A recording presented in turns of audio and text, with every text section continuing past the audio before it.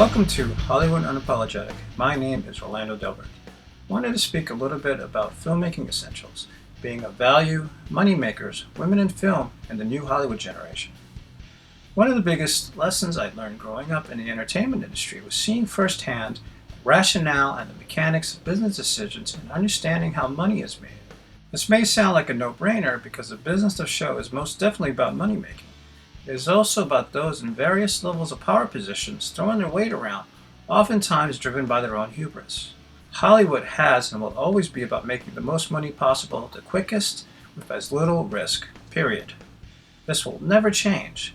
The financial risks are so high today that back-to-back nine-figure feature film failures can bring down a motion picture studio. Every year this possibility grows closer as part of the looming implosion of the current Hollywood studio system Spielberg and Lucas spoke about, and I've written about years ago. This is why the studios follow the same formula that has worked over and over again, because they can assess the risk involved by something tested and true. I mention this because as the dialogue grows for equality of women, specifically in and around the filmmaking community, the focus often doesn't touch upon what drives the studio's decisions. Money. Better said, as much of the quantitative data breaks down this and that and the validity of that data, none of this addresses the simple fact that it still comes down to the individuals with the drive and talent to create their own content as part of not only proving a positive and unifying voice for all female filmmakers around the world, but also to build up each other and every one of the content creators' body of work. This is entirely relative to the dialogue about more women having access to more projects, simply because much of the dialogue stops short of the fact no studio with a $300 million film project is going to hand the director reins to someone without a proven track record. That's not about someone being of a particular sex, race, sexual preference, disability, or anything else.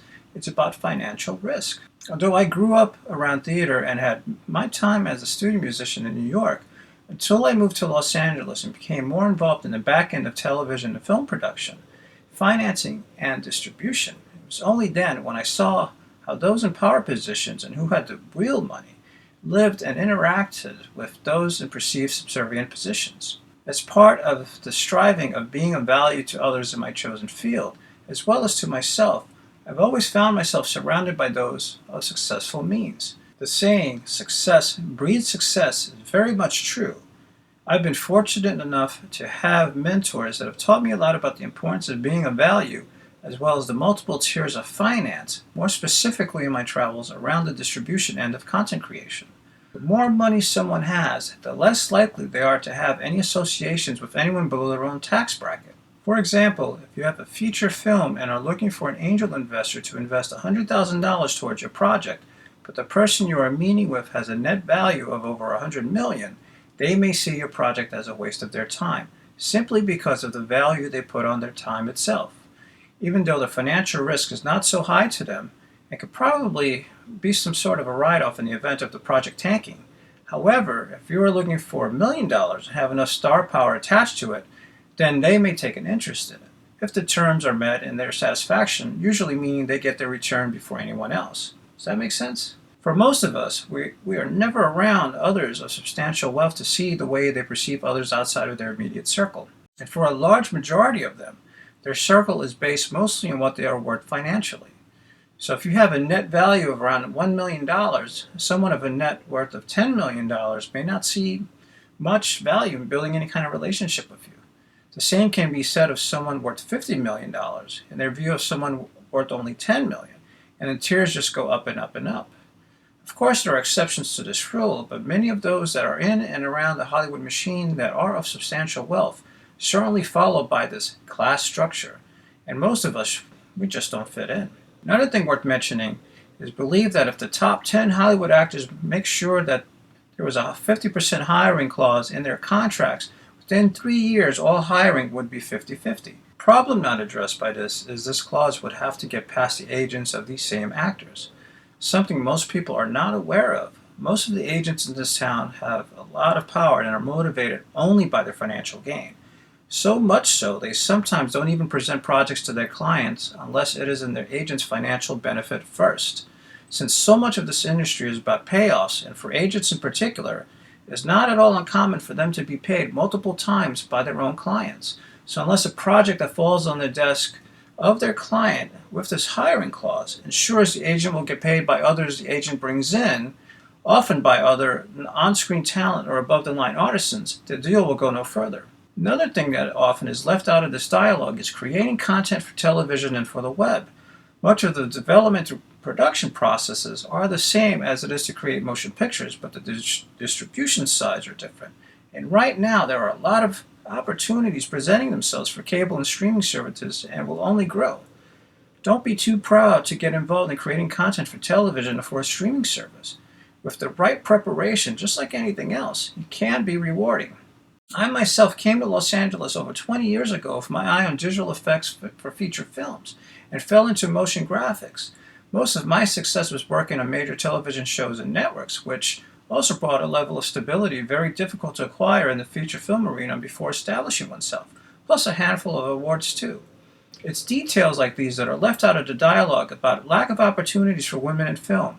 This is why it is crucial to be less reliant on hoping for a shot directing a big motion picture for a major studio until you have a body of work that shows you have the drive, resilience, and talent to be a successful filmmaker.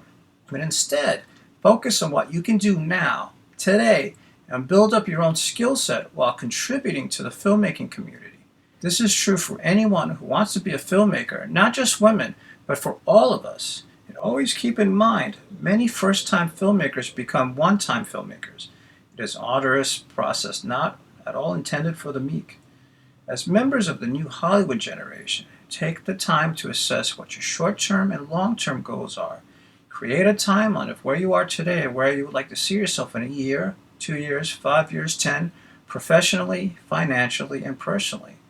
Do your research and learn what you can about technology, distribution outlets, contracts, and of course set etiquettes and protocols. All of these things are important and help to make you of value to others in our industry and to yourself. Before we wrap up, I'm going to give you a little something to think about. The lessons learned as a content creator can help bring leadership qualities and an entrepreneurial approach to life. The process will help you build the structure and the discipline needed to truly be a success. Use this information as a tool so that you can protect your integrity and yourself better, and don't forget to have fun with it. Making a film takes a lot of effort to see all of the way through, but definitely can be worth it. Your experiences will stay with you for the rest of your life. Make your plan, take a breath, go for it. You can do it once you believe you can. The world is greatly influenced by what is seen on the screen and heard on the radio. Let's be the new Hollywood generation. Let's give them something that will drive everyone to do something bigger and to make a positive difference in the world. Something I like to leave you with. We're all in it together. Each and every one of you is an important part of our future. You're important to your communities, you are important to our industry, and no matter what, remain optimistic and focused on your goal. Never stop believing in yourself. Always remember, you are the key to your own success. Take a breath, move forward. Together, let's create a revival, a resurgence of Hollywood, and bring back the auteur to cinema. Be an active part of the new Hollywood generation. You are a representative of the new Hollywood generation. Please subscribe to our channel and share. Interviews are coming, and don't forget to check out our other videos in the series. Follow the link below to check out our swag.